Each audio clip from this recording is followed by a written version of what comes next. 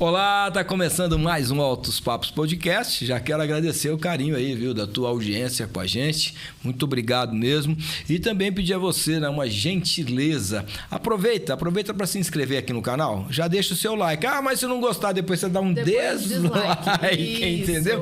Mas eu tenho certeza que você vai gostar. A pessoa depois esquece, né? Fica empolgada. Isso. Esquece, não pode. Então, ó, se inscreva aqui no canal, deixe o seu like, aproveita aí se você for gostando, vai fazendo comentários, faz pergunta também, que a nossa convidada de hoje sabe tudo de psicologia, neurociência, então faz pergunta difícil, hein, né, Vivi? É verdade. Bom, eu sou o pastor Samuel da Cunha e aqui ao meu lado, ela.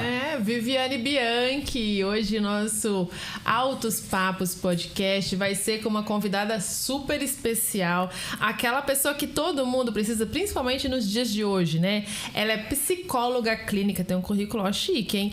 Mestre em ciências pela USP, em psicologia, e também é especialista em neuropsicologia e neurociências. Olha, tá vendo? É chique demais. Vamos explorar esse negócio. Vamos falar hoje com a Giane de Melo Monteiro. Seja bem-vinda. Obrigada, gente. Olá, é um prazer estar aqui. Depois de tanto tempo, eu que peço desculpas que eu já fui convidada outras vezes, mas a correria do dia, né, às vezes não nos deixa. Trabalhando muito.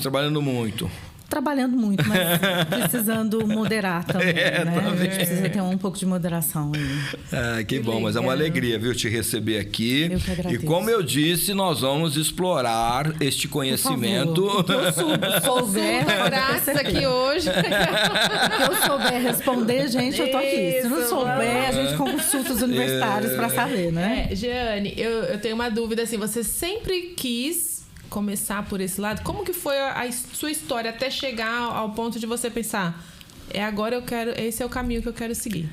Gente, o meu caminho foi um caminho diferente até encontrar a psicologia. Eu me lembro que aos 17 anos eu fiz um curso de departamento pessoal, um curso técnico. Tinha um pouquinho de psicologia, mas eu sempre fui apaixonada por números também. E depois disso eu fiz enfermagem, e na nutrição, eu fiz nutrição também. E na nutrição eu tive uma aula de comportamento alimentar. Essa aula, eu tinha uma professora magnífica, e essa professora realmente ela foi uma viradinha de chave na minha vida. E ela fez todo o sentido, porque ela colocou ali essa questão interdisciplinar que é a psicologia em tudo na nossa vida, né? Tá. Que ela está presente em qualquer lugar que você olhar, ela está. Eu falo que a psicologia e a estatística e os números, eles é o que rege tudo que a gente possa ver, né? As coisas que estão aí. Tem as metafísicas que também os números, né? E a psicologia também me regem. E eu lembro que foi uma virada de chave. Eu terminei meu curso naquela época, mas eu fiquei muito interessada. Foi Você um achou interesse. Como assim? Existe um mundo que eu não conheço. E a psicologia alimentar é relacionada a como a gente se alimenta. Ela tem muita relação em quem a gente é, né? E traz muito da nossa cultura, traz muito de hábitos familiares, enfim, e isso foi uma grande virada para mim. E quando eu terminei aí a nutrição, eu dei uma pausa, né? Tentei ficar ali e falar, pronto. A nutrição já era um curso superior ou não? Sim. Já era um curso superior. E aí eu peguei e falei, olha, eu acho que eu vou tentar, vou fazer alguma outra coisa. Vou atrás da psicologia. Área. E aí foi a área que eu me formei. Depois disso eu fui para pesquisa, eu fiquei muito tempo na pesquisa. Até um dia que a minha professora do meu laboratório falou, olha, não dá mais para te aguentar aqui dentro. E ela falou, vamos começar a pensar em fazer um mestrado, um doutorado em psicobiologia, que é uma neurociência, né? E eu fui para a neurociência, fiquei na neuropsicologia, na neurociência, enfim. E é um lugar, minha paixão hoje. Né? É o que eu gosto de fazer, eu acho que é o que eu sei fazer de melhor ainda. Tá. Né?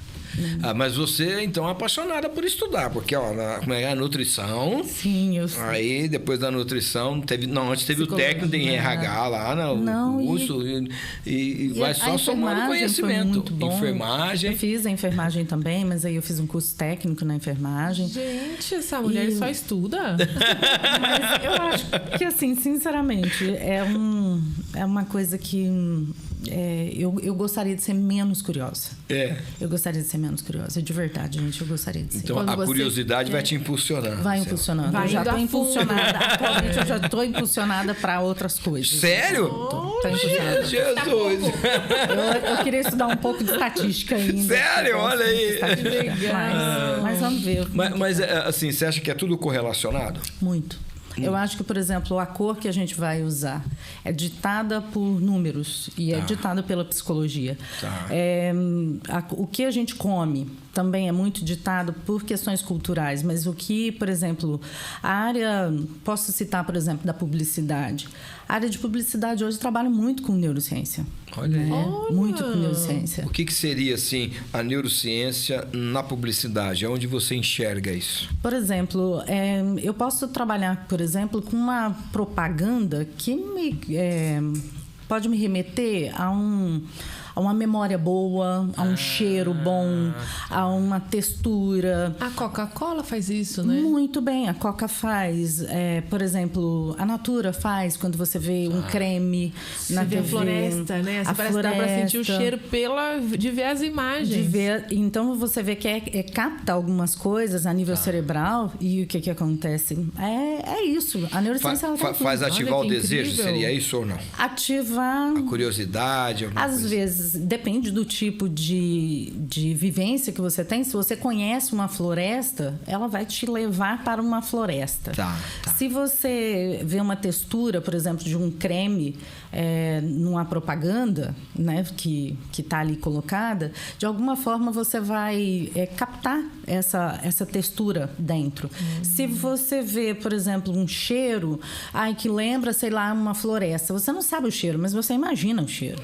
Então, você vê que a neurociência está nessas coisas. Na verdade, um grande desafio, né, da propaganda, seja ela hoje, né, nas redes sociais, ou televisiva, ou rádio, é despertar justamente isso na pessoa, né? Os instintos, os sentidos e né? tudo, né? Os sentidos de tato, audição, fala, também as emoções, sentimentos, né? E a gente fala, por exemplo, o sentimento de raiva, às vezes você vê em alguma propaganda, o sentimento de amor, de empatia, às vezes quando você olha, por exemplo, uma criança, por exemplo, que gera em nós um sentimento de acolhimento, libera ocitocina no cérebro, enfim, todas essas coisas hoje, elas são muito interligadas. Então esse pessoal do marketing, eles trabalham muito também com a psicologia para conseguir atingir o público, para despertar neles o interesse por aquele produto, por aquela campanha, de alguma forma. Por aquela cor, né? Então, por aquela cor, por um candidato, então a neurociência, ela está nos lugares mais diversos. E a psicologia também. A estatística, ela rege tudo, né? Eu falo assim, ela comanda tudo. Porque é através, por exemplo, de números que eu sei o que você se interessa ou não, né? Como isso vai... como pode induzir seu comportamento ou não. Eu sei isso através de números. Os joguinhos, né? Eles usam isso, né? Estatística. Estatística. As bets, né? Sim. Que levam o povo à falência, né? Muito. Eles têm... Sabe o que eles precisam fazer para te fisgar, e o quanto eu preciso te reforçar para você continuar fazendo, né?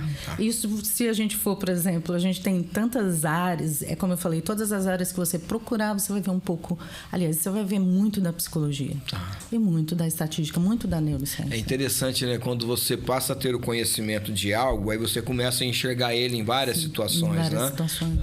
Eu, quando eu tinha a indústria, a técnica que nós usávamos para fabricar os produtos e as máquinas, aí eu ia olhando assim vários produtos e falava, puxa, aqui tem isso, porque você passa a enxergar, né, aquele mesmo tipo de produção, de técnica em diversas áreas, né? Então, em outros lugares, você, como você sabe como que é o bastidor daquilo, você consegue identificar você consegue falar, depois. pô, isso foi feito assim, olha, ali tem essa técnica também, né? E aí, quando a gente fala, por exemplo, de ser uma estudiosa, eu não me considero uma pessoa estudiosa, eu me considero uma pessoa curiosa. Né? Não, mas a curiosidade leva, então, agora eu preciso descobrir. Agora eu preciso entender. Te leva a uma questão de observação. Sim. Eu falo que nem é de estudo, mas eu acho que a gente passa a observar e ser instigado quando. É como a Vivi, né? A Vivi está falando, é uma coisa que parece que te abre uma janela. Tá. Né? Então, é como você conseguisse observar mais o funcionamento. Você consegue ter um olhar sobre várias camadas de funcionamento, de comportamento humano. Tá. Né? Giane, você já está assim, nessa área clínica há quantos anos? Ai, Samuel, eu acredito que mais de 12 anos. Eu tive uma pausa também por causa de pesquisa. Eu trabalhava com pesquisa e tudo e tal, eu não conseguia me dedicar exclusivamente a isso. E aí, eu acho que uma dedicação exclusiva deve ter aí uns 10, 12 anos. Mas eu fiquei um tempo também dedicada à pesquisa. Não, eu tô te perguntando isso porque, assim, a psicologia, como a gente já brincou aqui, né? Onde é que tinha aqui mesmo, quando eu precisava de psicólogo? No CAPS. No CAPS, né? Você chegou a pegar assim, um pouco daquela fase do preconceito em relação à psicologia, à psicanálise. Isso ainda é forte hoje ou não mais? Hoje, eu posso te dizer, peguei sim. Eu acho que a minha profissão é muito ligada às questões ainda de preconceito. E eu falo, eu não sou psicanalista, né? Mas eu falo, a psicanálise também trabalha nessa questão da saúde mental. Eu sou terapeuta cognitiva comportamental. Mas o que eu posso dizer é que as pessoas acham que a psicologia é para uma pessoa que ela está absolutamente disfuncional, né? Que ela tem...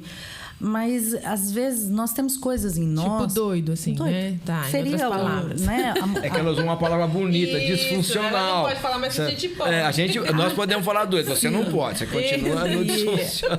Uma pessoa absolutamente disfuncional, uma pessoa que tem aí, né, suas psicoses, enfim, alucinações, delírios, as pessoas acham que é a pessoa no sua questão mais alta de disfuncionalidade. Mas a psicologia passou e passa ainda por esse momento. Eu acho que agora nós estamos no melhor momento da psicologia. Eu acho que é o melhor momento da psicologia no mundo. Porque eu acredito que a profissão foi desmistificada. Eu acho que todos nós temos questões em nós que nunca foram olhadas. Né, que umas nos torna disfuncional e outra faz com que outras, por mais sensíveis que seja, a gente percebe que tem algumas lacunas em nós que a gente precisa olhar para aquilo. Entendeu? Olhar para encarar isso, dores, né? Encarar aquilo e falar, tá bom, é isso que eu tenho, foi por isso que aconteceu, foi dessa forma, eu preciso olhar, eu preciso entender isso, fazer diferente, mudar meu comportamento, entender coisas sobre mim, sobre os outros. E o que acontece? Mas isso vem diante de um autoconhecimento. A terapia, ela não funciona para todo mundo. Eu falo que a terapia é uma coisa para pessoas corajosas. A terapia não é para pessoas que não têm coragem. Você vai ter que mexer lá na ferida, né? Porque você precisa realmente encarar aquilo que você é de uma maneira profunda. E só daí é que você consegue realmente se olhar, se perdoar as coisas à sua volta, entender seu passado, né? E caminhar. Talvez até o porquê de alguns comportamentos, né? Inadequados. Entender os seus padrões comportamentais que você pode mudar, né? Que você consegue mudar. Mas quando a gente fala de coragem, é justamente para modificar coisas em você que talvez você não entendesse ou talvez que exista uma dificuldade muito grande. Né? Eu acho que a psicologia teve muitas... ainda tem, né? Eu falo que menos, mas os preconceitos como a psiquiatria também teve. A neurologia também teve. Sim. Acho que talvez a neuro tivesse das três a menos. Foi a precursora, você acha assim, do pessoal ter resistência de tentar entender? Eu acho que a psiquiatria no modelo... A psiquiatria no modelo mais antigo, essa questão de quem, por exemplo... E eu acho que também a questão farmacológica, de acordo com o mundo vai se ajustando. A farmacologia também vai se ajustando, né? As questões do mundo. Mas, por exemplo, uma medicação antigamente para depressão, você via um paciente deitado mesmo. Você via uma pessoa completamente disfuncional. Mas a farmacologia também evoluiu muito. Parece que anestesiava a pessoa somente, né? Sim, ela era sofrimento absoluto. E eu acho que a psicologia veio aí nesse lugar que a medicação, e é onde a psiquiatria está, na medicação. E a psicologia está para entendimento profundo e para mudanças comportamentais, para entendimento da doença. Sim. Entendeu? Então, para entendimento não só da doença, porque não é todos nós que estamos doentes e por isso vamos ao psicólogo, né? Por exemplo, a área de neuropsicologia, ela não é só ligada às questões de psicopatologias, né? Então, como eu posso dizer, eu acho que a psiquiatria mudou, a farmacologia evoluiu muito. E eu acho que as mídias também são muito responsáveis por esse momento bom da psiquiatria, da neurologia. Você acha assim que também a pandemia contribuiu de alguma forma para as pessoas realmente procurarem entender um pouco dos seus comportamentos, alguns distúrbios que a pandemia talvez trouxe mais à tona, a pessoa às vezes não sabia, mas de repente ela começou a entender que precisava de uma ajuda além... Samuel, nós não somos... o ser humano ele não foi feito para viver isoladamente. Ninguém foi feito, né? O ser humano ele sempre foi grupal. Então, essa questão de viver isolado, nós ficamos em isolamento diante de uma ameaça iminente de morte. Então, causou uma mudança no comportamento, né? E outra, de química cerebral, de tudo, porque a gente estava num momento de absoluto estresse, né? E eu acho que algumas pessoas são mais vulneráveis, outras menos vulneráveis a estresse. Mas eu acho que foi um momento em que nós questionamos muito as relações que a gente tinha, a gente olhou amores que a gente tinha, a gente percebeu nossa vulnerabilidade diante da morte, porque todos nós estávamos vulneráveis naquele momento. Mas a pandemia deixou realmente... Ela foi uma oportunidade... Eu falo que uma oportunidade para a humanidade de viver diferente, né? De como vivia antes. Trouxe uma reflexão mais profunda do ser, né? Da existência. Se conheceram, né? Tipo, o pai conheceu os filhos. Sim, mas sem querer mesmo, porque não conhece, às vezes mora na mesma casa, mas não convive, né? Do marido ficar mais com a mulher e a mulher mais com o marido. Conheceu o marido, né? Foi. E outra, em fazer... Eu falo que foi uma oportunidade. Sim. Né? Foi uma oportunidade que a humanidade teve de rever todas as suas prioridades, seus princípios, mas com certeza as pessoas, umas são mais vulneráveis, outras menos vulneráveis às questões de ansiedade, depressão e tudo, mas assim, realmente, a pandemia foi uma oportunidade também para a psicologia. E reverbera um pouco ainda hoje? Muito, assim, tem pessoas sendo tratadas ainda? Sim, ainda tem.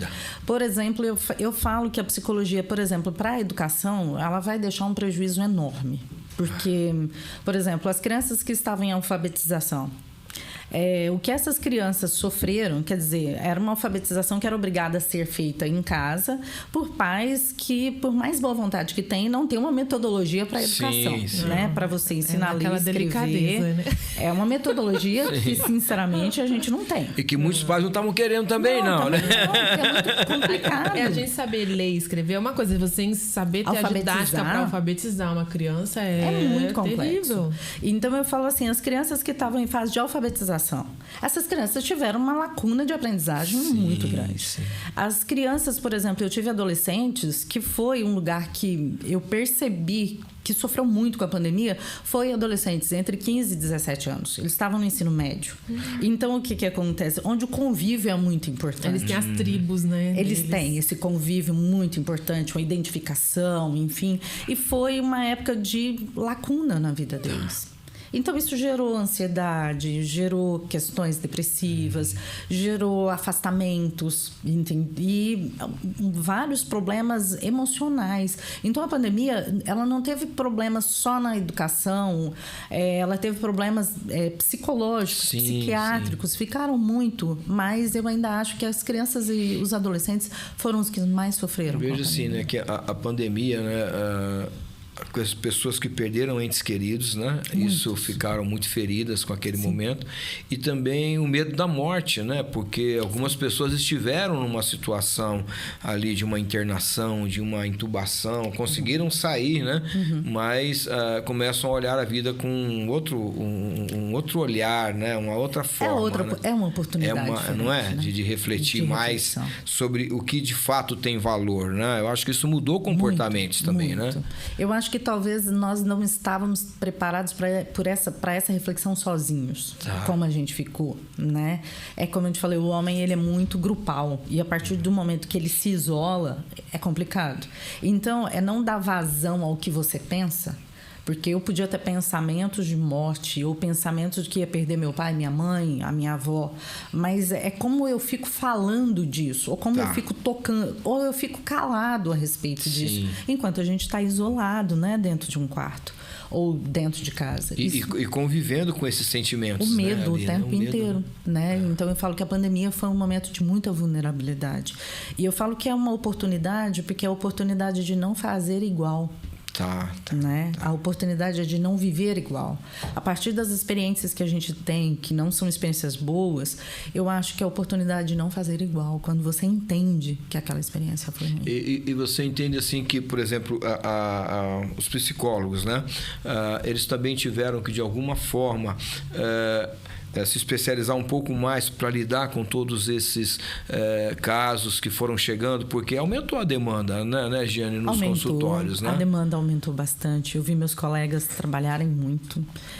Nós também, por incrível, né, a gente também trabalhou, a gente sabia da importância que a gente tinha naquele momento. Eu atendi de máscara e não tive Covid. Quando eu fui ter Covid, eu estava... Já tinha vacina, né? A pandemia já era uma coisa mais tranquila, mais leve, mas eu atendi em hospitais também. Também foi um momento de muita dificuldade, não só para psicólogos, mas eu acho que para enfermeiros, médicos, enfim, porque o que acontece? A gente estava muito em prontidão para atender as pessoas. Depois, quando isso passa, isso também, eu acho que para enfermeiros e médicos, enfim, para o pessoal da área da saúde, fisioterapeutas, enfim, todas as pessoas que lideram com a Covid de maneira direta, eu acho que nos exigiu emocionalmente muito. Acho que todos nós da área da saúde, a gente foi exigido. Foi uma área, né, que realmente deu uma chacoalhada, né? Nos exigiu bastante. E a gente ainda ficou com resquício disso, né? E não só os psicólogos, mas eu acho que, por exemplo, fisioterapeutas hoje têm uma demanda maior por questões, né, que ficaram ali. Sequelas, né? Por sequelas. A medicina tem, né? Então, deixou sequelas até hoje, físicas e emocionais. Né? Olha que coisa, né? Que uma situação reflete, parece que de uma maneira muito mais, né, abrangente, né? É uma situação social que eu falo que eu acredito que a humanidade demore um tempo relativamente importante para se recuperar disso. Isso contribuiu para fazer a galera, então, ir para o consultório. Muito.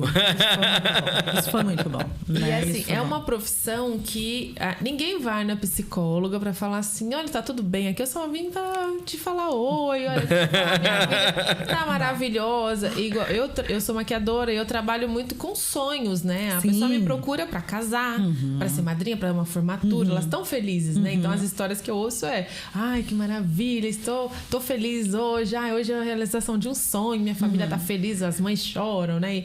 E tudo. E já na sua profissão já é meio que o contrário disso, né? Como que vocês têm que fazer? O que você faz na sua profissão para conseguir se blindar um pouco para que isso não seja absorvido, se é possível?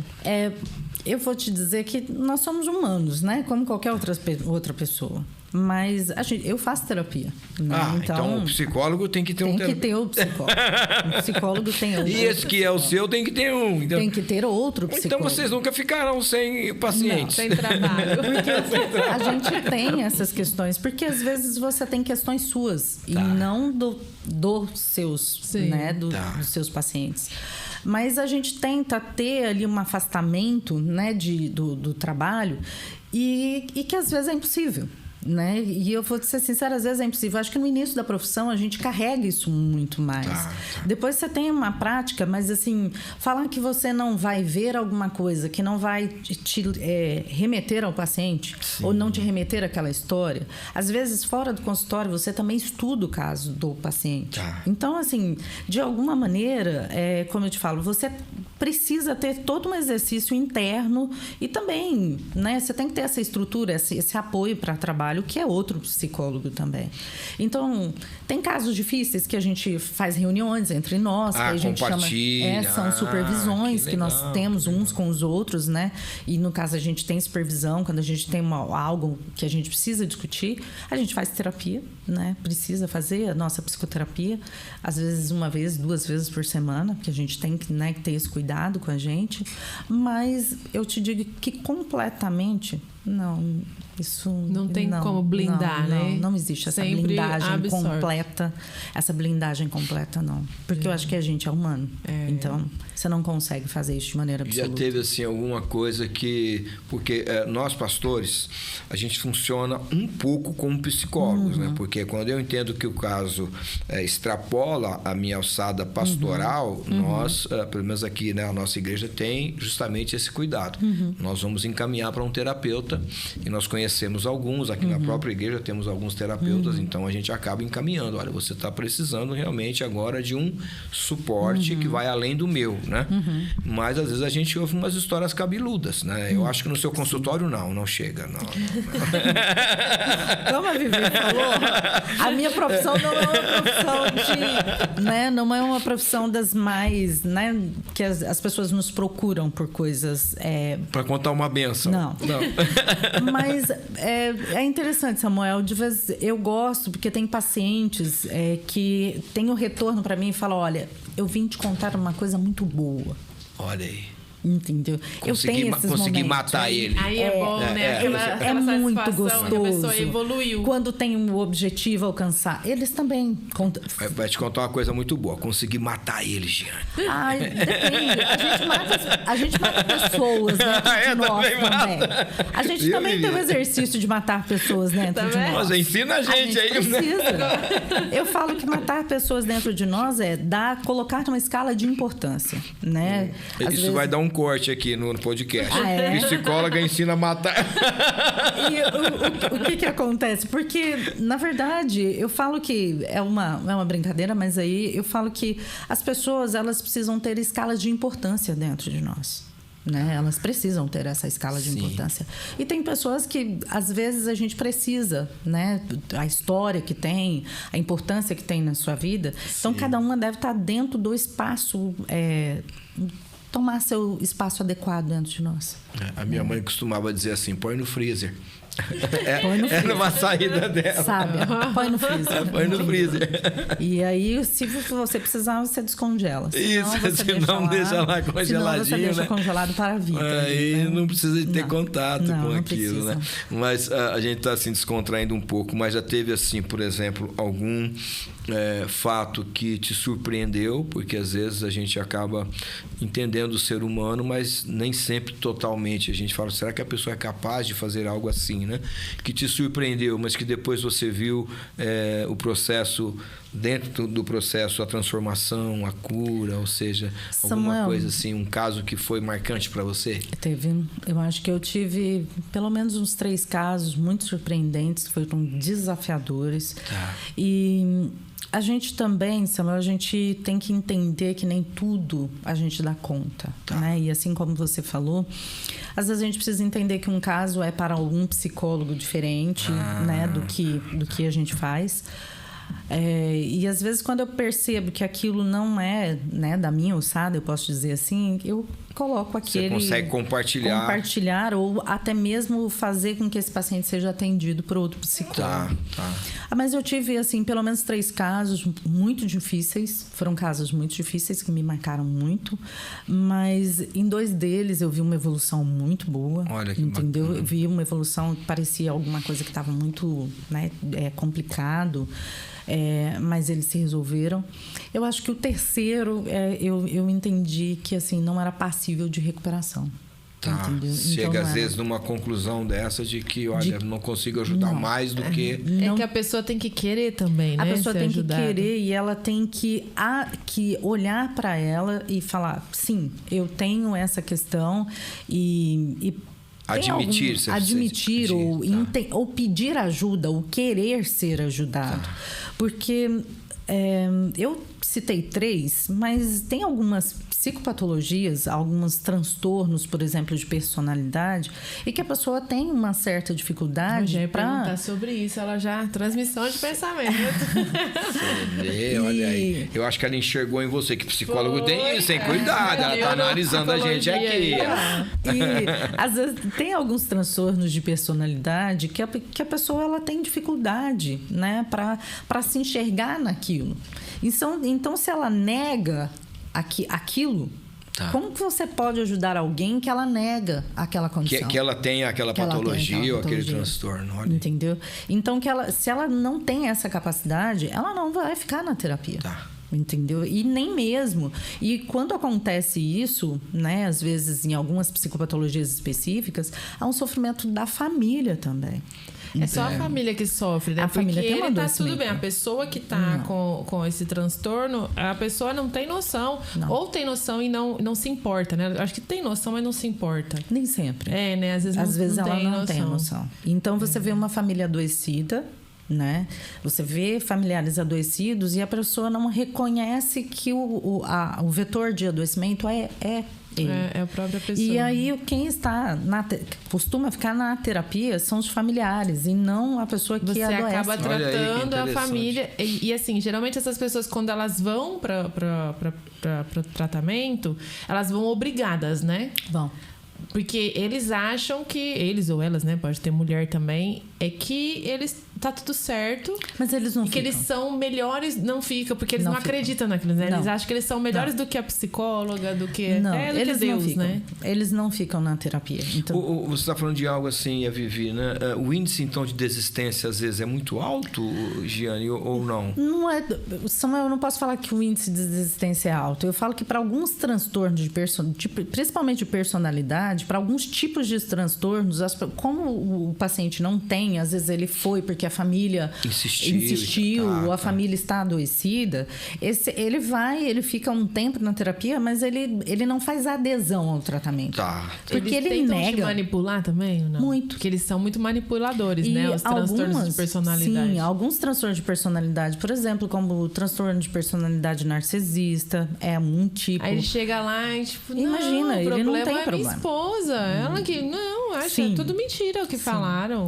E você tem alguns tipos de transtorno, como a sociopatia, alguém que tem perfil, né? Às vezes você não tem um sociopata que tem questões para chega ao ponto de matar, mas ele é uma pessoa crime fria. aqui agora que tá em Ribeirão, né? Que tá o auge, né? Que uma senhorinha está sendo acusada de ter matado a própria filha Olha aí. e a nora. Envenenados. Ah, aquela. Sim, olha aí. Minha sogra já morou lá no prédio dela, ela era síndica. E aí você vê que a pessoa tem uma frieza para as coisas, né? Aí, nesse caso, caracteriza a sociopatia, essa frieza. É o perfil de sociopatia. A pessoa, às vezes, você tem perfis. Tá. Você não tem um quadro de um psicopata, mas você tem algumas coisas ali que são uma certa frieza. Análogo a isso. É análogo a Porque isso. Pra A falta dar o de diagnóstico empatia. teria que fazer uma Sim, análise, mas mais o aprofundada. comportamento é muito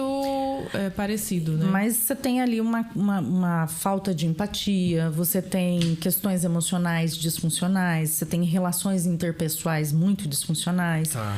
Então, são casos assim, o sociopata, o narcisista, Eu estou dizendo os mais comuns, né? Porque Sim, mas até hoje o pessoal fala, né, do narcisismo, até começou assim, a se veicular muito a respeito desse comportamento, desse transtorno, né?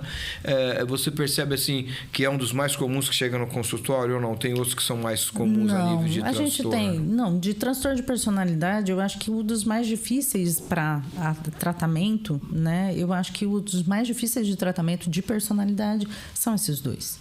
Né?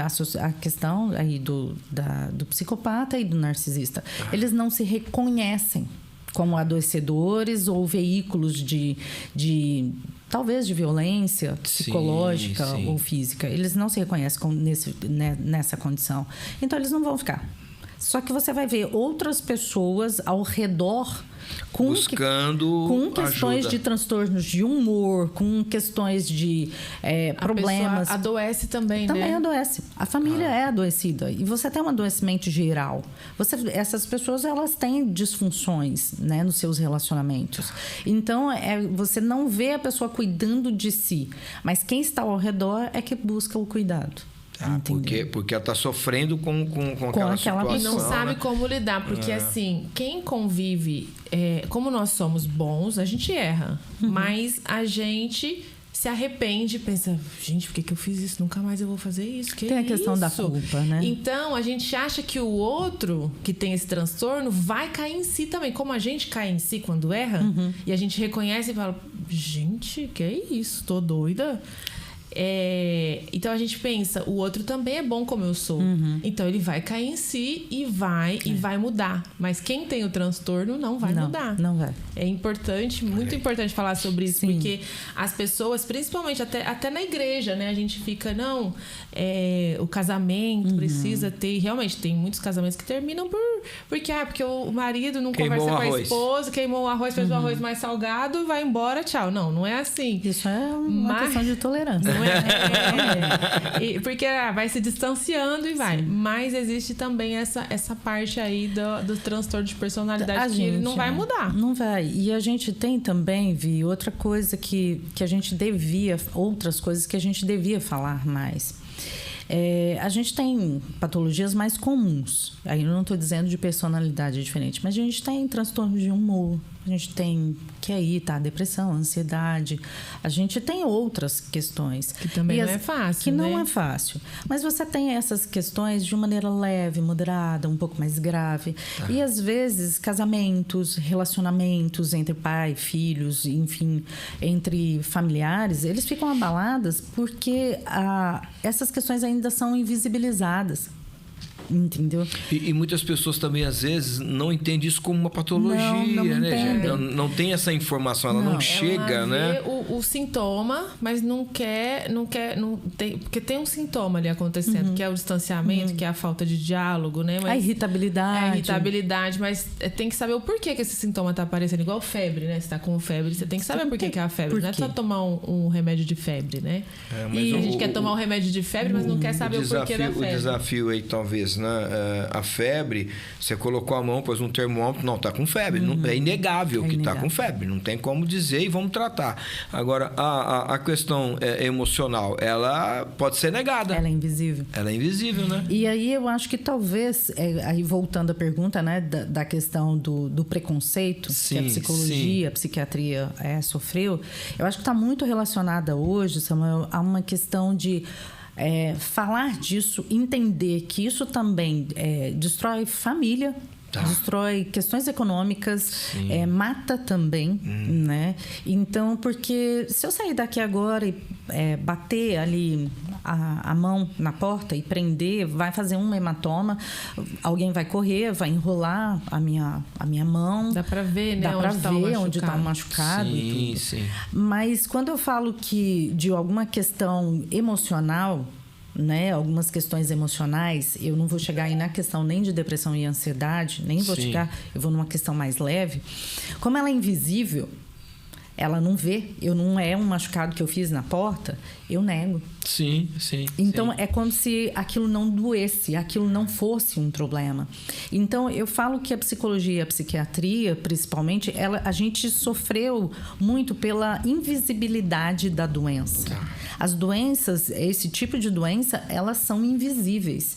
E quando elas se tornam visíveis, né? É aquela questão, às vezes a gente já perdeu coisa demais, né? Você já perdeu tempo. Você já desistiu de estudos, perdeu você desistiu do trabalho, você desistiu alguns da família. sonhos, né? Já quebrou relacionamentos, muito, né? Então, muito. a hora que já chega assim numa situação até muito mais grave do que poderia ser antes, né? Então, eu falo que é onde a psicologia e a psiquiatria sofreu muito com a questão e sofre ainda, porque é a questão da invisibilidade. O quanto as doenças, a saúde mental é invisível. Então, é como se fosse uma frescura, eu pudesse mudar, entendeu? Quando chega até você, já está no estado avançado, que está né? disfuncional. Que poderia ter tratado antes. Alguns né? vezes até fazem o julgamento, né? As pessoas que convivem, né?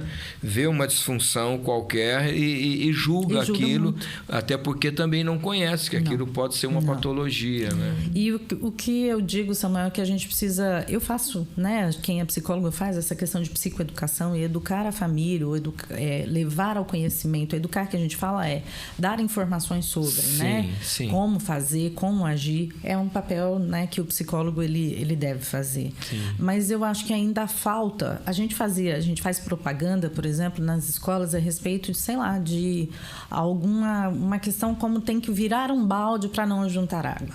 Né? A gente faz essas propagandas, né? Tem lá a dengue, fazia aí. Vamos fazer. Mas eu acho que as escolas, a comunidade, as comunidades, a igreja, enfim, as comunidades em geral, elas tinham que falar mais sobre isso. Entendeu? Porque eu acho que isso por ser invisível, eu acredito que se é invisível é silencioso. Né? E poderia talvez ser tratado antes, né? Sim. Você não deixar chegar num ponto tão grave, né? Que é difícil. Para você chegar ao consultório já com alguns prejuízos na vida. E em relacionamento, tem pessoas que a gente vê que é aquela... A gente fala assim, dedo podre, né? Sim. Jesus! Só escolhe tranqueira pra namorar. Não são cristãs, não, mas eu conheço algumas.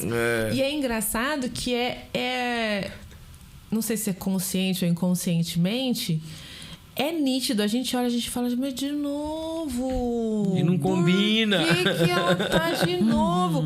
E a gente tenta, né, levar ali a pessoa a entender que ela tá fazendo as escolhas erradas, que ela precisa olhar melhor, que dá pra ver se tá escrito na testa aqui, ó, traste. Não vai dar. E esse não, né? E às vezes tá escrito em luminoso, letras garrafais. Por que a pessoa não consegue enxergar mesmo a gente tentando? E aí sai de um, entra em outro, sai de outro, entra em outro. Quando a gente fala de comportamentos repetidos, né? E aí torna-se um padrão. Você observa que a pessoa acaba tendo... Ela tem um padrão de comportamento. A gente nem precisa ver o próximo, que eu já sei que não vai prestar. Que vai ser igual. E eu vou dizer que a gente precisa analisar o porquê da escolha. Né? O porquê a pessoa faz isso. Mas é aquela questão, nem sempre é consciente. Nem sempre é consciente. Mas quando você vai a um consultório, por exemplo, e começa, por isso que eu te falei que isso importante, é para corajosos, terapia, é porque você precisa olhar por que eu começo a repetir comportamentos que muitas vezes me traz sofrimento. Mas por que eu estou fazendo isso? E aí, é na terapia que você precisa entender que você busca parceiros ou parceiras que são iguais, entre aspas, aos relacionamentos que você teve anteriormente. E aí, qual é a grande coisa? É você entender isso, enxergar isso e modificar isso. Porque você precisa modificar os padrões de escolha. Né? Então, eu escolho assim. Então, será que eu não posso escolher diferente? Eu sofro porque eu estou sempre tendo o mesmo tipo de relação, o mesmo tipo de pessoa, de homem, enfim, que eu sempre busco igual. Talvez até nos mesmos ambientes, né? Nos mesmos. Saber, né? E às vezes pessoas em ambientes diferentes também escolhem o mesmo tipo. Mas eu conheço pessoas em ambientes diferentes. Diferentes e fazem essas escolhas. Agora eu vou achar na igreja. Ela acha na igreja. Ela acha na igreja. Então, é entender isso quando vai para o consultório, é entender por que você faz essas escolhas. E também entender os seus prejuízos que você tem. Sim. Enxergar, né? Que às vezes a pessoa não tá nem vendo. É levar à luz, né? Da consciência a isso e fazer com que você também, na adesão à terapia, você escolha diferente. Né? Escolha deixar o aprenda, sofrimento. né? Aprenda. A entender o comportamento do outro. Falar, pô, isso aqui eu não quero. Porque ele já está dando sinais de comportamento ser igual àquele outro. E aí, né? será que é o outro? Não, é você que escolhe. Sim. É por isso que eu digo sempre que é para corajosos. Não é o outro que é igual, é você que é igual. Às vezes a gente eu tento falar assim, então, mas não tá. Porque falar que não presta não adianta mais, já sei que não adianta. Então eu falo assim, não tem alguns comportamentos parecidos? Se você não acha que você vai sofrer igual... Você tem certeza que não tem nada parecido com os ex? Não, esse é muito bom. Eu falei, não, mas não lembre do final, é o começo. O começo é parecido. Porque no começo eles são parecidos, né? Eles são o príncipe encantado, completa você, aí de repente, aí mostra quem eles são mesmo. E Vivi, e será que não é você que gosta, eu não vou dizer gosta, mas será que não é você que é acostumada a estar nesse tipo de relação? Às vezes acha que esse é o normal, né? É isso que você talvez precisa até entender. cria, né, na mente um cenário, né, de que agora vai, né? E esse, né? É igual, e às vezes você tá no cenário porque você não... É aquela questão, você não sabe fazer diferente, entendeu? Você acha normal. Você sabe que não é normal. Você sabe, né? Mas você não consegue avaliar você, como é você dentro de uma relação. Você precisa se enxergar como você age dentro de uma relação. Não é o outro. É você.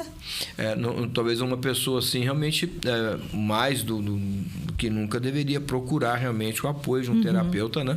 Para entender por que o primeiro não deu certo, o segundo não deu certo, o terceiro não deu certo. Porque aí, se não vem dando certo... Começa igual, né? É tipo assim, igual vamos pensar igual, né? numa ideia de um empresário, né? Abriu uma empresa, quebrou. Duas quebrou. Peraí.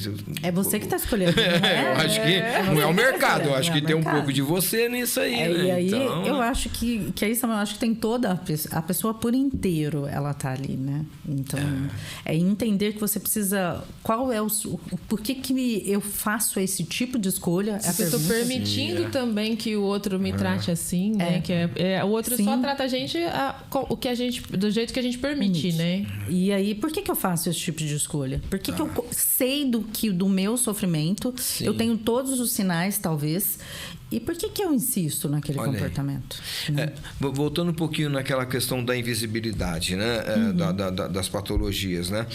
Tem um outro lado também, né? Que às vezes a pessoa procura o psicólogo, é mais ou menos, vou falar da academia de novo, entendeu? Eu acho que eu tô precisando de terapia pra academia. Tô achando. Não, porque às vezes a gente nunca foi na academia, aí vai, né? Quer em 3 meses resolver o problema de 50 anos, já saradão e tal, né? Musa Fitness. Já quer perder 20 quilos em um mês. Já quer competir no fisiculturismo. Vai um mês na academia. Um mês na academia acha que tá tudo certo. Não, nem vou mais, né? Às vezes também com a terapia acontece assim, essa questão por ser um tratamento, né? Que trata essa invisibilidade que a gente estava falando. A pessoa quer um resultado mais rápido, mais imediato, cobra do terapeuta esse tipo, ou a família, de repente, né? Cobra do terapeuta que, olha, a coisa tá meio lenta, parece, não muda. Mágica, né? Aperta o botão. Não tem aí né? Eles chegam assim querendo a solução mágica? Depende. Olha, o ser humano, ele quer tudo para ontem. Né? A verdade essa geração mais ainda, mais né? ainda. Só que, e é interessante, se eu for falar, por exemplo, das gerações atuais, eu falo que os adolescentes, para terapia, eles são mais, como eu posso te dizer, mais disponíveis. Olha aí. Eles são mais flexíveis na terapia. Eles são. realmente. Então, eu acho que eles vêm dessa desconstrução, né? Desse momento que eles estão...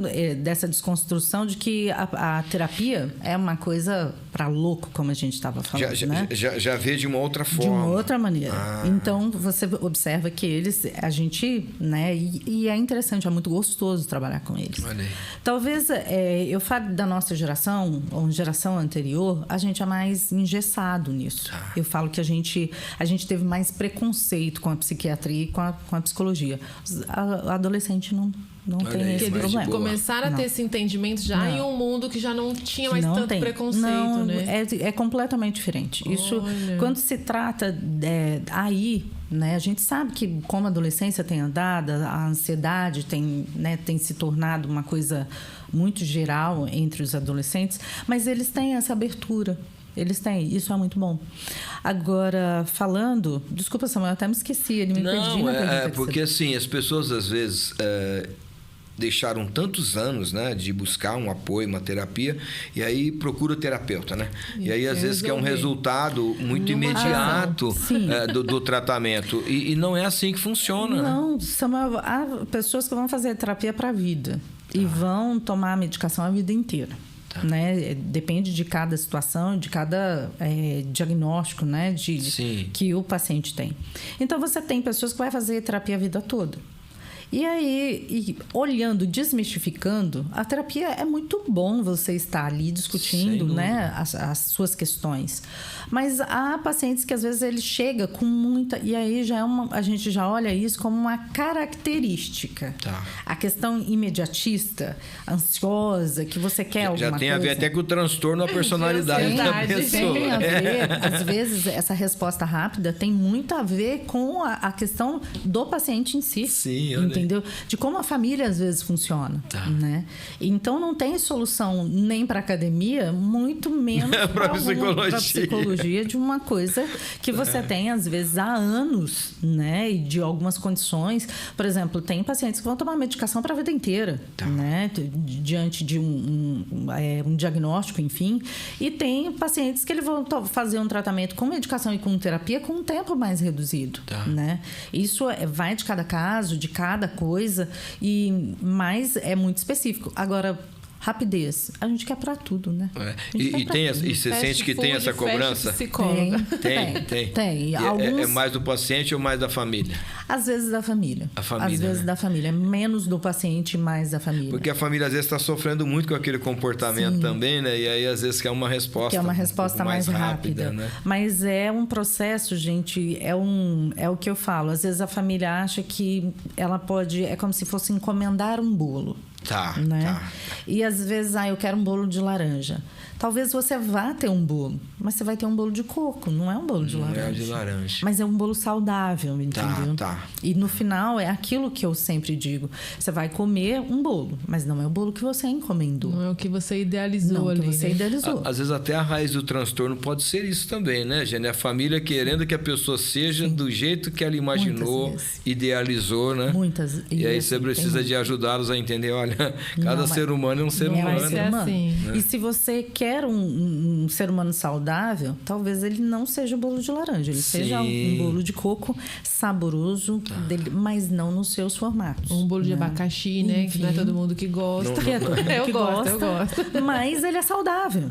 E aí é respeitar essa questão do respeito de como se é. Então eu falo que o processo terapêutico bom é o processo que a família está envolvida também, né? Tem alguns processos que a família... Essa geração agora, ou até um pouco anterior, talvez não sofreu muito, mas a minha geração é daquela que às vezes os pais idealizavam algo para o filho e insistia, por exemplo, até um curso superior. Não, eu quero que o meu filho seja um advogado, eu quero que o meu filho seja um dentista, um engenheiro. E aquilo não tinha nada com o perfil daquela pessoa, mas a família forçava ele a ser aquilo que a família acreditava ser o melhor, até profissionalmente e tal. Isso também é fator gerador de muitos transtornos, né? Samuel, é um fator gerador de transtornos e a gente fica pensando se eu não dou limite a alguém, se eu não dou perspectiva, também é muito estranho, né? Se você imagina você educando uma criança e você é extremamente permissivo. essa criança é insuportável. Essa criança, ela também é uma criança que ela vai ter muita dificuldade nas suas relações interpessoais e a criança também vai ter dificuldade com ela mesma. Então, é uma linha muito tênue entre educar, ter um limite, né? Então, conduzir o meu filho a que ele tenha, entre aspas, sucesso e entender que ele precisa ter um caminho, que ele precisa ter responsabilidades. Você não pode criar uma pessoa sem responsabilidade, sem dar limites e saber que ele precisa se autossustentar, que ele precisa ter objetivos. Isso é impossível, né, a gente fazer. Então, eu falo que quem tem esse discurso é um discurso muito perigoso, de que tudo é liberado e tudo pode. Tá. Não é Se isso. você quer, pode fazer que tá tudo certo. Tá tudo certo. As coisas não é por aí. Entendeu? Quer comer só chocolate, tudo bem. Não é isso. Né? E por outro lado, às vezes, forçar a forma, a barra também a questão do limite. prejudicial também. É muito prejudicial. Então, você vê que a questão de educar uma vida em família é uma vida que exige, né, a gente uma ponderação o tempo inteiro. Exige que a gente seja ponderador do que pode e o que não pode. Eu falo que o papel de pai e mãe, ele é um papel extremamente delicado. Muito delicado. É que, na verdade, assim, tem algumas famílias que elas idealizam para o filho, né? A gente já viu, por exemplo, pais que querem que o filho seja jogador de futebol. Porque ele não foi, ele sonhava em ser. E aí, então, ele força a barra para que o filho dele vá para uma escolinha, seja reconhecido. E aí ele tenta contatos para ver se aquele filho dá certo no futebol, porque ele está realizando talvez o sonho dele ser um jogador, né? E projeta no filho. Famílias, por exemplo, que têm profissões em toda a família, né? O avô foi médico, o pai foi médico, o filho é médico, então o neto tem que ser médico. Então, às vezes tem essas questões também, né? De transferir para o outro aquilo que era um sonho seu e você não realizou, ou que é uma tradição, e isso vai gerar também, né, um ser humano disfuncional, né? Absolutamente. E outra, Samuel, eu acho que a gente, às vezes, na família, você tem habilidades, né, que dentro da família existe. Mas a gente tem pessoas que é da mesma família e não tem as mesmas habilidades. Sim.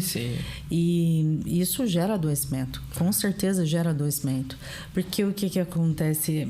Eu já tive casos, por exemplo, de pacientes que falaram, olha, eu vou me formar, mas eu vou me formar, vou entregar o meu canudo. certificado e vou falar, agora eu posso fazer outra coisa? Olha aí. Imagina, gente, você todo dia fazer uma faculdade que não é fácil. Às vezes na área eclesiástica acontece isso. O avô era pastor, o pai é pastor, então agora o filho vai ser pastor, entendeu? Você percebe o quanto é difícil você ter que existir como o outro quer que você exista? Meu Deus. Então... Aí, às vezes, se submete naquele período da vida, naquela fase, né? Porque ainda é muito dependente, mas terminou, bom, agora eu vou seguir o que eu quero fazer. O meu caminho, né? E aí você vê como a gente é complicado. Eu falo que as relações interpessoais, elas são delicadas, né? Muito delicadas. Mas elas são muitas. A família, é interessante como a família também é adoecedora. Nossa família nos adoece também. As convivências, né, de uma forma, né, geral, às vezes, né, trazem. Elas são adoecedoras. A gente pensar hoje no convívio das crianças na escola, né? Essa questão que hoje é chamada de bullying, né? Mas que sempre houve, né? Sempre. Sempre houve aquele que quer dominar sobre o outro, humilhar o outro, né? Sim. Então, a gente percebe assim que se a criança não sabe lidar bem com isso, não tem uma base para lidar com essas frustrações, ele realmente vai ter assim um desequilíbrio, né, emocional, e alguns transtornos poderão surgir, né, daí, né? E é como eu te falei, Samuel, se eu crio uma criança sem regra e sem um mínimo de empatia, eu vou colocar nesse contexto, por exemplo, se uma criança ela não tem regra e tem empatia, ela vai para a escola. Tá. Ela chega na escola, ela não respeita a regra. Então ela não vai respeitar o colega, ela não vai respeitar as regras impostas pela professora. Ela é uma criança difícil, insuportável. Então você vê como ela vai ser até excluída. E com o tempo, e aonde essa criança vai aparecer muitas das vezes no consultório. Porque essa criança, o próprio resultado da permissividade dela leva ela futuramente a um adoecimento, porque ela é isolada. Sim. E o pai tá achando que tá fazendo o melhor pelo filho, deixando o filho decidir pela vida dele. Às vezes com 5, 6 anos a criança decide se quer tomar banho ou não. E aí existe. Isso eu vou te dizer, é lembrar de quem é o adulto, é você. Você é o pai e a mãe, né? E não é a criança, não. O adulto é você. Então, aí é você que precisa dar regras a essa criança, né? Agora, é complicado. Realmente, eu falo que a educação, ela é um lugar complicado. Talvez, assim, fosse a área onde precisasse haver uma preparação melhor do que é ser pai, do que é ser mãe, para evitar esse tipo de comportamento, né? Samuel, tem tantas pessoas, assim, que existe a preocupação realmente de ser pai e ser mãe. Eles se preocupam. Hoje a gente tem pais e mães preocupados. E você tem pais e mães também que trabalham muito, né? A gente tem aí pais e mães trabalhando excessivamente, né? Então, às vezes, educar uma criança não é tranquilo. Mas hoje, você tem a questão do permitir tudo. Como eu posso te dizer? A questão de... a educação também, que a própria internet também faz, que não deveria ter o papel, né, que exercer. Mas ele acaba tendo acesso a esses conteúdos, sim, né? Isso também vai moldando o comportamento, né? Muito moldando o comportamento. E o que acontece, Samuel, educar exige tempo. Educar exige uma resignação, não é o comprar, não é o ter, que você trabalha muito e dá. Não é isso. Ela exige que você pare, sente, converse com seu filho, tire o tablet, aborde um assunto, outro, sensibilize, por exemplo, um adolescente sobre questões, por exemplo, de como tratar um colega, como entender questões como tolerância religiosa, tolerância racial, essas questões para que, por exemplo, que não haja bullying, entender diferenças sexuais. Então, assim, todas essas questões, educar é um processo complexo. Sim. E educar leva tempo. E aonde nós estamos, o que a gente está fazendo com o tempo, nosso tempo? A gente tem trabalhado muito. Então a gente acaba não tendo, né, o financeiro e a estrutura emocional que a criança precisa ela não deixando. Tem. Entendeu?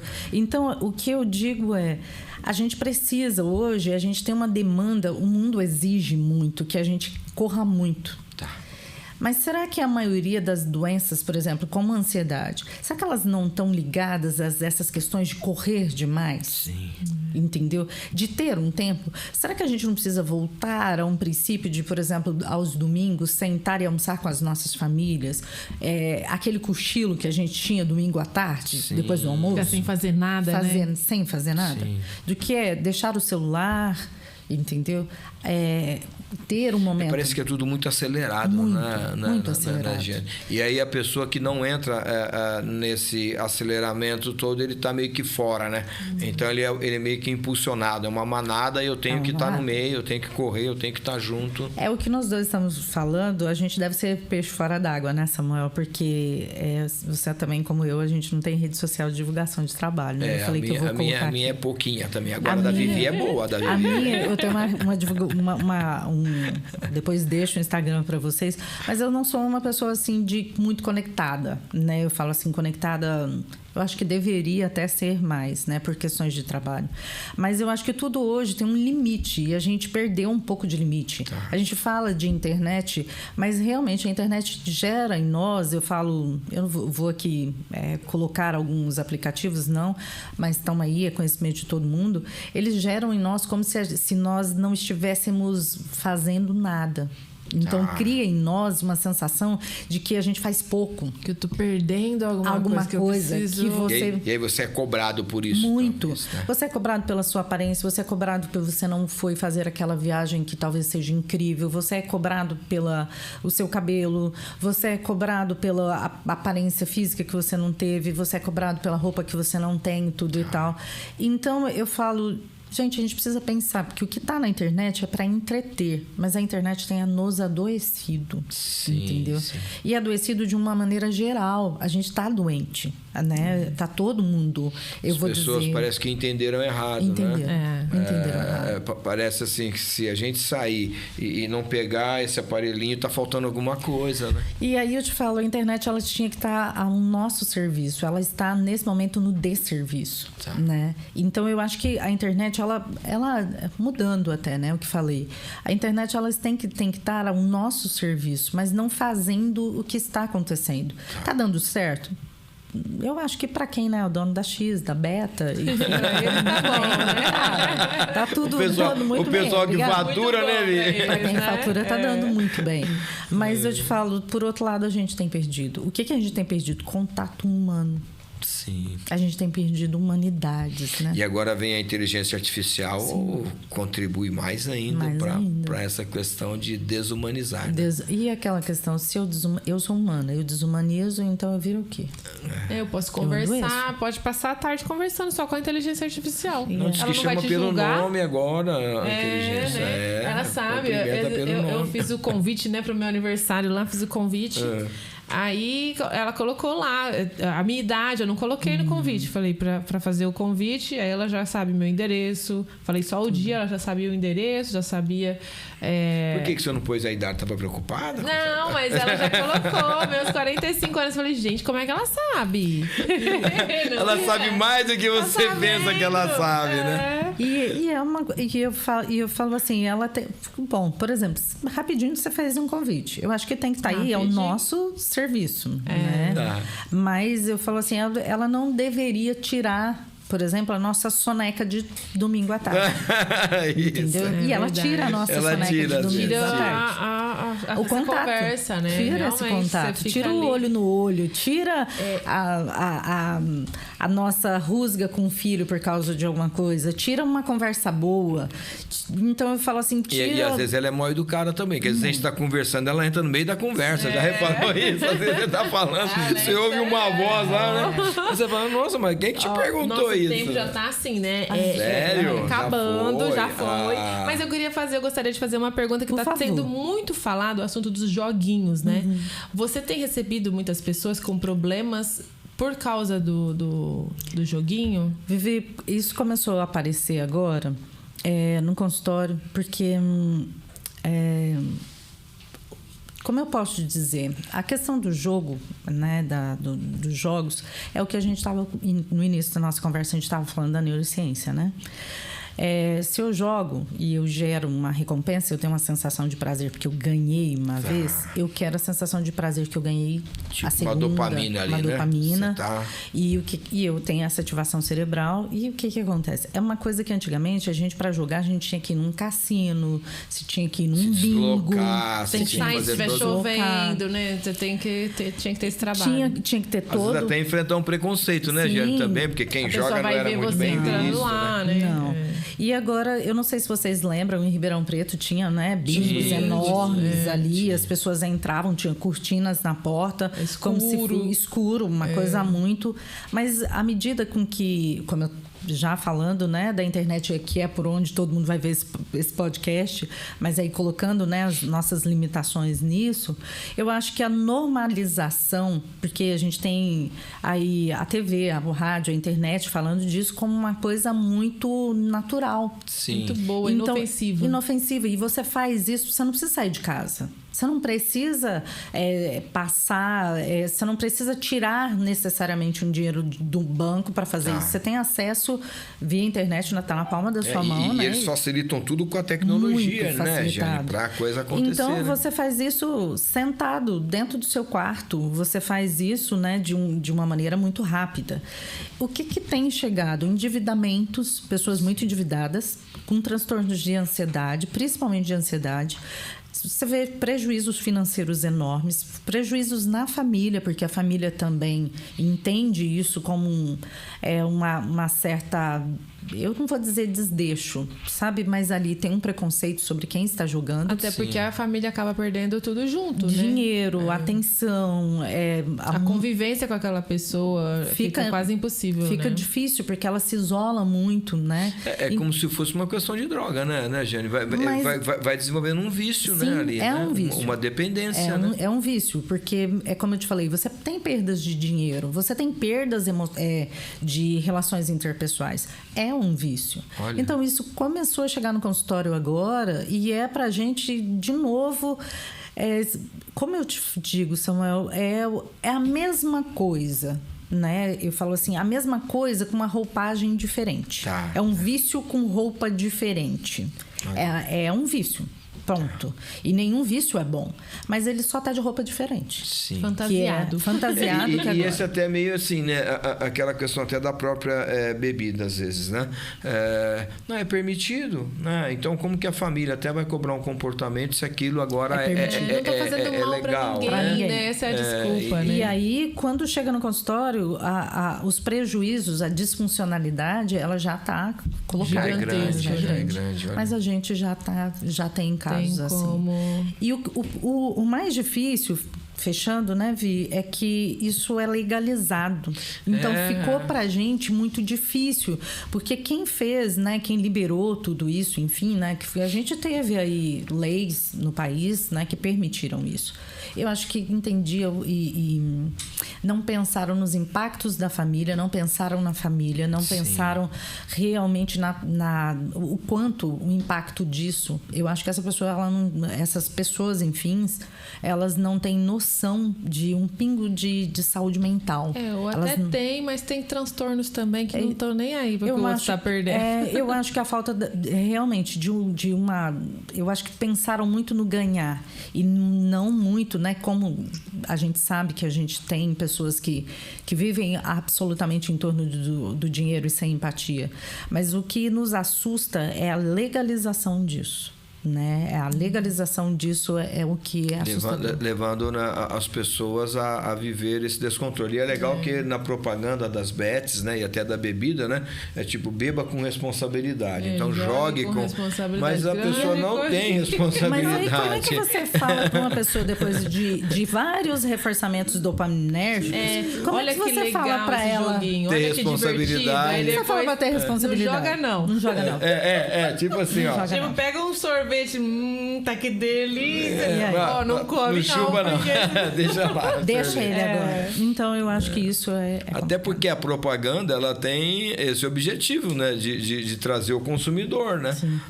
E aí, no final, coloca, mas faça com responsabilidade. Eu dou risada. Eu falo, não é possível. E aí, o difícil, gente, também que eu falo que é um desafio, é porque tá na palma da mão de criança e adolescente. Sim. Também tem isso.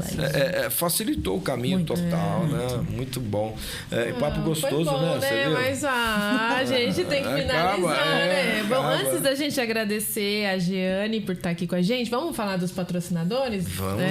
Vamos agradecer a Gignal, que é responsável pelas imagens, áudio e vídeo desse podcast. Então, se você precisa de algo de áudio e vídeo, tem a Gignal Produtora Audiovisual, pode te ajudar, tanto em lives com alta resolução, lives para sua igreja, lives para sua empresa, treinamentos que às vezes precisa ser transmitido online, cursos também que às vezes você precisa gravar o seu curso para poder ser comercializado online, um podcast também assim como esse, você as pode... Câmeras robóticas, as câmeras robóticas de última geração. Ele não estava ligado, ele não estava...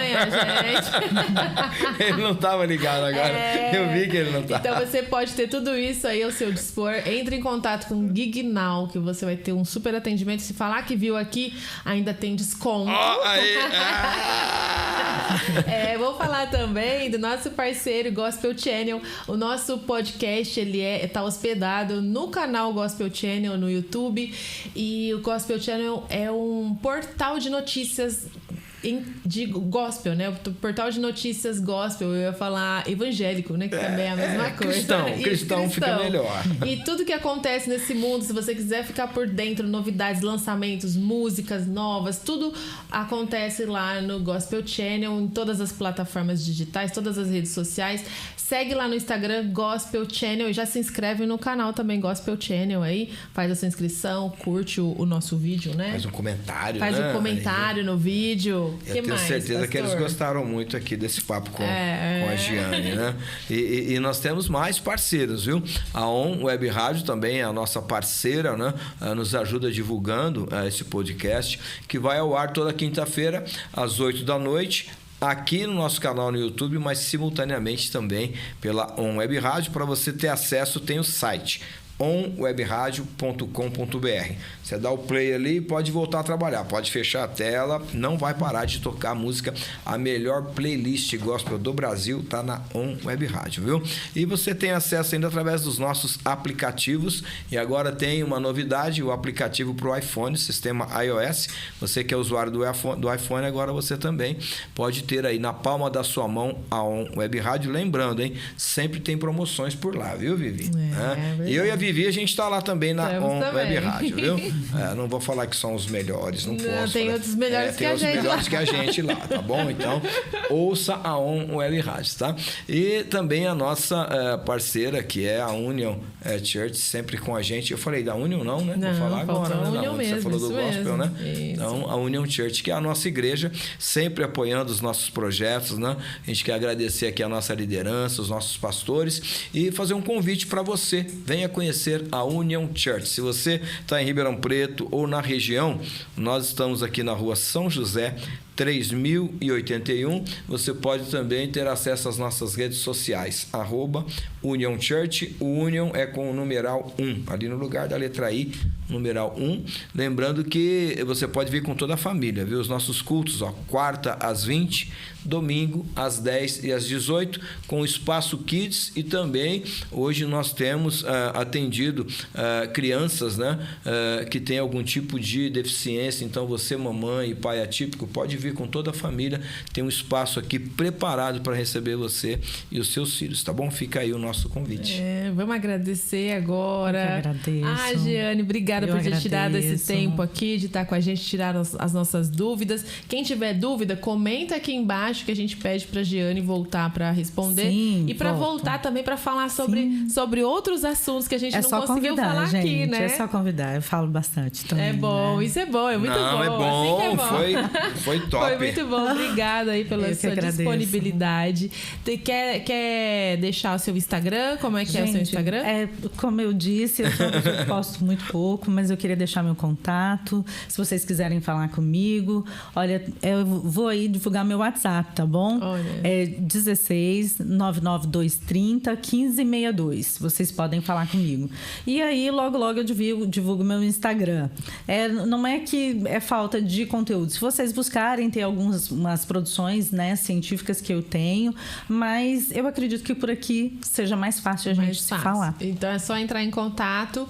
E pode fazer consulta online também, né? Também. Pro Brasil todo. Isso serve pro Brasil todo, e pro mundo inteiro. Obrigada. Eu que agradeço. O Altos Papos... Eu quero fazer um agradecimento duplo. Pode falar. Dela ter vindo aqui, e hoje ela cuida do meu tesouro, né? Então, olha aí, né?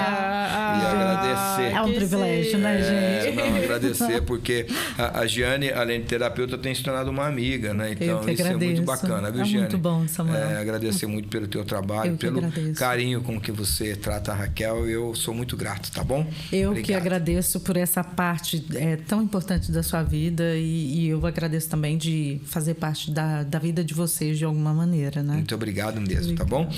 Altos Papos Podcast. Os melhores papos você encontra aqui. Beijo, gente. Tchau, tchau.